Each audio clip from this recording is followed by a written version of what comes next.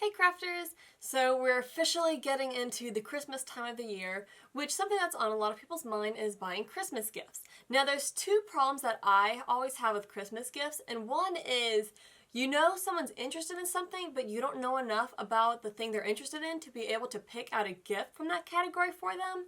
Or else you are the person who is interested in some topic, but you have no idea what you actually want for Christmas. So in today's video, I'm going to be doing a review on a crafting tool, and this will help you, especially as we get into this Christmas season, where maybe you've got someone who's interested in crafting, specifically polymer clay, but you don't really know much about polymer clay yourself, so you're trying to figure out what would be a cool gift that they would like.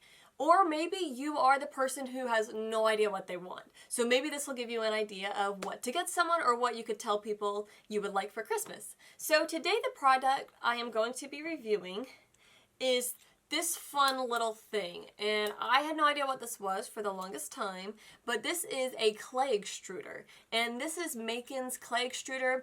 It's their ultimate professional blah blah blah. The name's really long on Amazon, but it's basically Makin's ultimate clay extruder, and I'll put a link for it in the description below so you can see the one that I'm talking about, because there are a couple different models. So this product is about $20 on Amazon, and it is Prime, but today I'm going to talk about three different things. I'm going to first introduce what exactly is a clay extruder, what do you do with it, and then I'm going to show you how to use this particular tool and also explain what I like about this extruder in particular. So first, let's talk about clay extruders. What in the world is a clay extruder? So long story short, this is actually a little arm that screws into this tube. And as we unscrew it, it'll cause that middle piece to come further up the tube. As you can see, this arm here getting longer. And the basic idea is you put your clay inside of here, and then you use one of these little washers that have different patterns and designs in them, and you put it in the tip, and then you squeeze the clay out. And the basic idea is when you put the washer on the end here and then twist this handle the other way, it pushes the clay out through the shape. This kit came with the extruder itself, an extra washer that goes into here, and then 20 different little pieces that look like this. So if I use this nice circle here, when I push the clay out, it's going to create a nice round tube of clay. If I use the square one, it's going to make a square tube, I guess you could say, of clay, and so on. So that's what all these do. There's also some like this that have multiple holes that you could do like almost like spaghetti kind of look, where you would have a bunch of little thin tubes of clay. And there's also some really just random shapes, you know, like a long log, or this one that's got like 3 little bumps. Lots of different shapes. So there's 20 different ones of these little washers. But the basic idea is it allows you to get these shapes that would be really hard to do by hand, and it makes them very consistent. The other advantage is there's lots of really cool techniques because you don't have to use just one color of clay inside of here. So first let's look at how we use it. There are a lot of different moving parts on this thing. So as I was saying earlier, essentially all the clay extruder is it's a tube with like a piston, if you want to think of it that way, that's inside of here that goes forward and backwards when we turn this arm here. So when I come this way, the arm backs up inside of here. So this part moves, and this is the main piece that you want to move. However, this piece up here also moves. And if you start unscrewing this piece right here, it doesn't actually do much for you. You really don't want to mess with this piece because all it does is it detaches this arm from this tube. So you want to make sure that once you're using this tool that this piece here is screwed on securely, and you want to avoid accidentally grabbing it. I have had a couple of times where I didn't have this tightened down well, and so when I started turning this piece, it actually caused this little piece here to start turning, and instead of extruding the clay, it just started removing this arm. So that's something to keep in mind when you're using the tool. The last piece that moves is this little cap right here on the end. You can untwist this. This tool is also all made out of stainless steel, so all these pieces connect together really nicely. This piece is just to hold the washer in the front of the extruder when we're using it to hold the shape in there. And so to start with, I want to twist this so that way the arm comes out this way. And how far you need to go just depends on how much clay you're going to put into your extruder. And I want to first condition my clay. As always, you want to condition clay before you start any projects with it. And then you want to roll it into roughly a log. You can do a log as thick as it can fit inside of here. It can be a little thinner, that's okay, it'll just cause it to squish down more. It means you'll have to do a little bit of extra cranking. But it can be as long this way and as fat around this way as you want, as long as it will fit in. So I've got my piece of clay in there. So I'm just going to use a circle washer for now while I do this first piece. And what you want to do is take the washer and put it inside this cap that we unscrewed from the top. So just put it right down in there. So that's what it looks like from the front. It's just right in there. And then screw it onto the front. Now remember, our clay is already inside of here, so it's important you put your clay in before you put the washer on. So now it's like this, and all you have left to do is to crank it. And I've got a little bit of ways to go before it's going to start extruding the clay because I have a good bit of air still in there. Alright, but you will know when the clay starts coming out because it does take a little bit of force. The softer your clay is, the easier this will come out.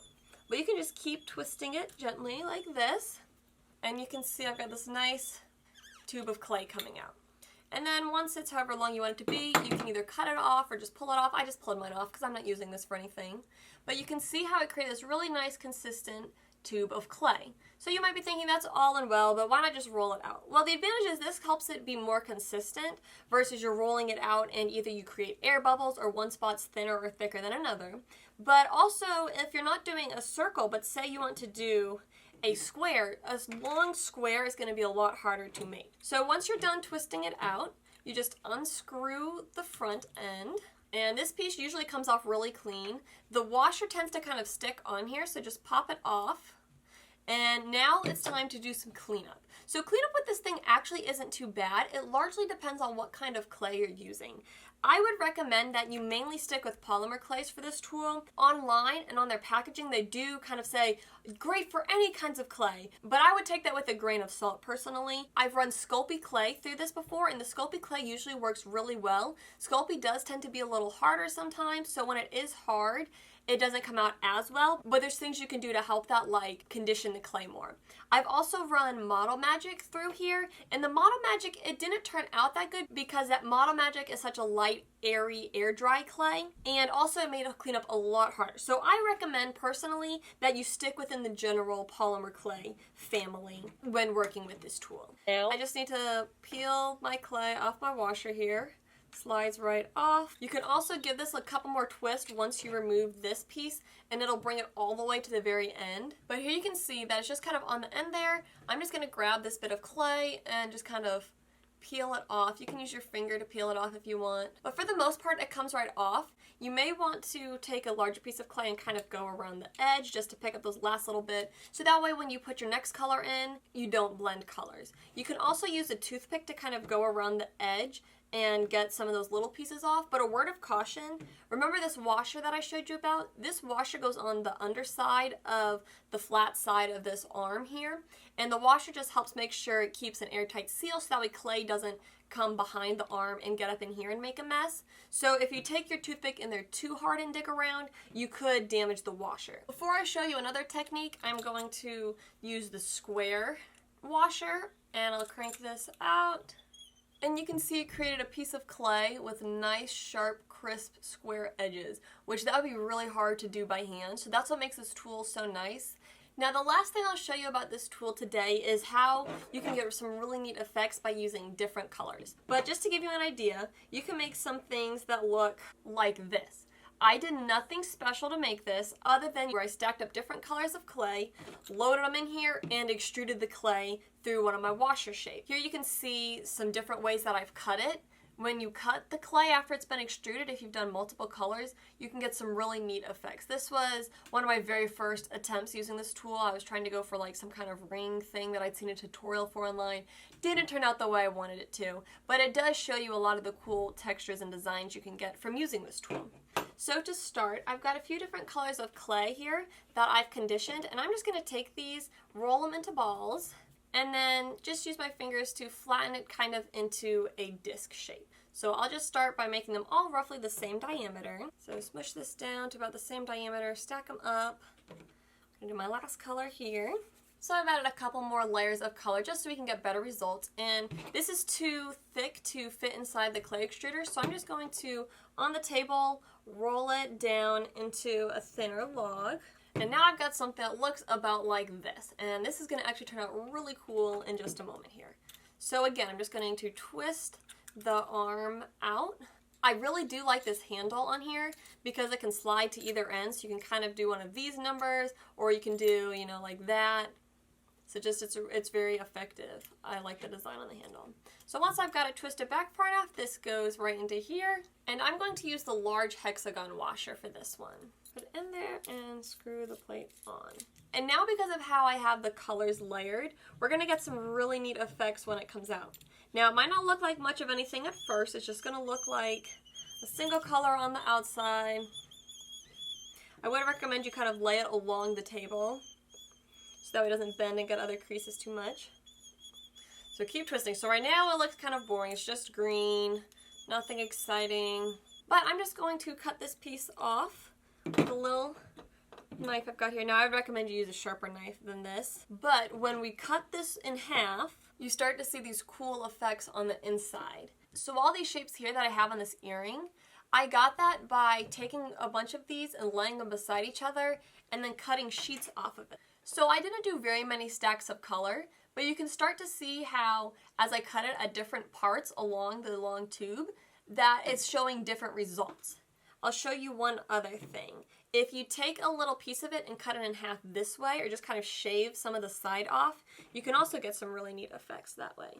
So those are some examples of the inside of how the color is starting to kind of smear up and down because of how the clay extruder worked. And now that was just a quick demo. It works a lot better if you do more colors, greater contrast of colors, more clay just in general. And there's lots of great videos online and tutorials on Pinterest and stuff if you want to learn more techniques for how to do that. But that's just to give you a basic idea of some of the neat things that this tool can do.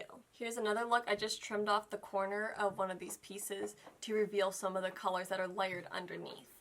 So there you have it. This is Makin's Ultimate Clay Extruder.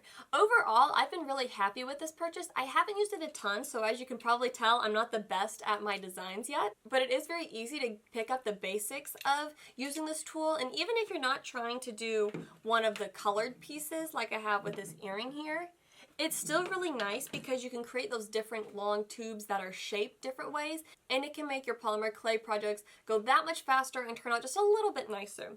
And so for 20 bucks, I feel like this was a good choice. I have seen some things about the tool not holding up so well. So there are more expensive clay extruders out there that are obviously of higher quality, which just because it's more expensive doesn't make it necessarily higher quality, but there are higher quality ones out there. But this I would definitely recommend as a first-time clay extruder because I wasn't sure how much I was going to use this, and I'm not, you know, super skilled with polymer clay. So this is definitely a great introductory tool, and then maybe later on down the road I might get a better one, who knows, or I might just keep using this. But overall, I've been very happy with it. It does seem to hold up very well even when the clay is hard, but I would still make sure your clay is soft, and if it doesn't want to go, I wouldn't force it because you can bend the parts on here. I have seen some reviews where some people have pushed too hard and different pieces bent, or where the threads were bent. So just those are some things to keep in mind when using this. But overall, as I said, I've been very happy with it.